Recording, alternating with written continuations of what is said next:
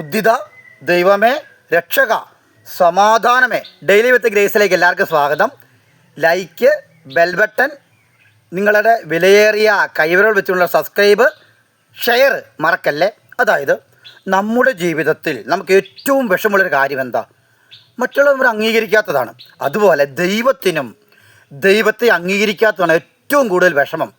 അതിന് ഞാൻ ഉത്തരം പറയുകയാണ്. അതായത് നമ്മുടെ ജീവിതത്തിലുണ്ടാകുന്ന കഷ്ടപ്പാടുകൾ, വേദനകൾ, കുറവുകൾക്കെല്ലാം കാരണം എന്താ? അത് ദൈവത്തിൻ്റെ പ്രവൃത്തി മറ്റുള്ള മുമ്പിൽ പ്രകടമാക്കാനാണെന്ന് തിരുവചനം പറയാനുള്ള കാരണം എന്താണെന്ന് നമുക്ക് നോക്കാം. അതായത് 3 പ്രധാനപ്പെട്ട കാര്യങ്ങളാണ് അതിലേക്ക് നമ്മൾ എത്തിച്ചേരുന്നത്. 1, ദൈവത്തെ ആശ്രയിക്കുക, ദൈവാശ്രയം. 2, ദൈവമഹത്വം. 3, ദൈവപ്രഘോഷണം.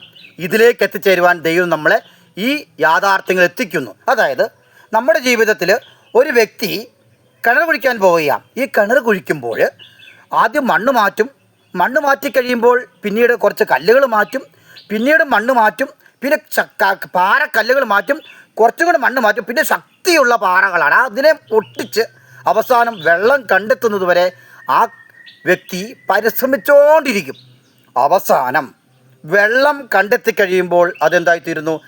ദൈവമഹത്വത്തിനുള്ള ഒരു യാഥാർത്ഥ്യമായി തീരുന്നു. ഈ ദൈവമഹത്വത്തിന് ശേഷം അവൻ്റെ ജീവിതത്തിൽ ആ വെള്ളം കിട്ടിയതിനെപ്പറ്റി എല്ലാവരും പറഞ്ഞു കിടക്കും. അവൻ എങ്ങനെ ഇഷ്ടപ്പെട്ടിട്ടാണ് വെള്ളം കിട്ടിയത്. അതുപോലെ തന്നെയാണ് അന്ധൻ്റെ ജീവിതത്തിൽ സംഭവിച്ചത്.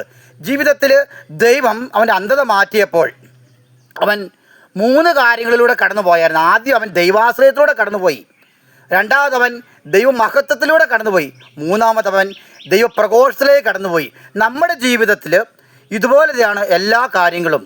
നമ്മുടെ ജീവിതത്തിൽ അന്ധതയും, കേൾവിയില്ലായ്മയും, കാലില്ലായ്മയും, കൈയില്ലായ്മയും പല കാര്യങ്ങളും നമ്മുടെ ജീവിതത്തിൽ സംഭവിക്കുന്നത് ദൈവ മഹത്വത്തിനു വേണ്ടിയാണെന്നുള്ള സത്യം പലപ്പോഴും തിരിച്ചറിയാറില്ല. പലപ്പോഴും ആ വെള്ളത്തിൻ്റെ അവസ്ഥയിലേക്ക് നമുക്ക് എത്തിച്ചേരാൻ പറ്റുന്നില്ല. വെള്ളം കാണാൻ നമ്മുടെ ജീവിതത്തിലേക്ക് എത്തിച്ചേരാൻ പറ്റുന്നില്ല. അതായത് നമ്മുടെ ജീവിതത്തിൽ അഥവാ വെള്ളം കണ്ടില്ലെങ്കിൽ നമുക്ക് കുടിക്കാൻ അനുയോജ്യമായ വെള്ളമല്ല. അതുകൊണ്ടാണ് ആ കിണറ്റിലൂടെ ദൈവം വെള്ളം തരാത്തത്.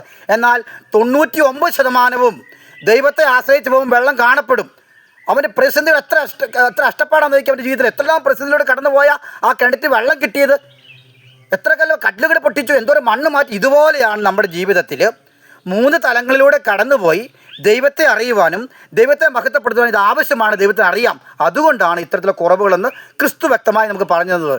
ഈ ചിന്ത നിങ്ങളിൽ ഉണ്ടാകട്ടെ. നിങ്ങളും ദൈവമഹത്വത്തിലേക്കും ദൈവാശ്രയത്തിലേക്കും ദൈവപ്രഘോഷത്തിൽ എത്തിച്ചേർന്ന് പ്രാർത്ഥിച്ചുകൊണ്ട് ഞാൻ നിർത്തുന്നു. എല്ലാവർക്കും 1000 നന്ദി.